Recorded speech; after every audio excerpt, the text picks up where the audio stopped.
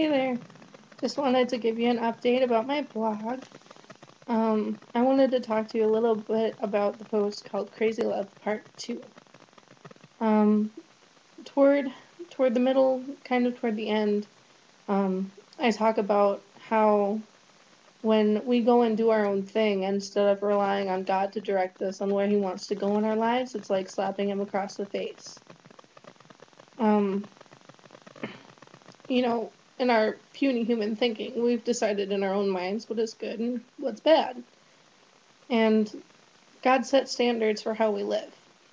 But when we try to, you know, say, I'm going to do what the world says is acceptable as opposed to what God says is acceptable, it's like saying, God, I don't care what you say, I'm going to do it my way.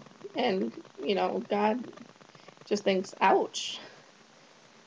But the truth of the matter, the whole core of this, is that by trying to do things our own way instead of doing things God's way, we slap Him right across the face. For those of you who are visual thinkers, you might try imagining it like this. You are standing in front of God. He says, "This is the way I want you to live." Then you flat out slap Him across the face, turn around, and go do what you want and live how you want to live, as opposed to living how God instructs us to live. And in doing that, it's just, would you really literally slap God across the face? And when we decide to go off and do our own thing and not care about what God says, that's exactly what we're doing.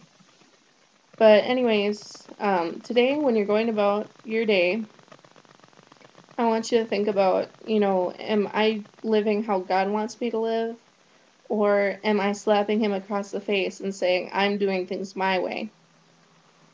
But anyways, you can check more about what I just talked about and the book Crazy Love by Francis Chan on my blog, thejourneytomercy.blogspot.com.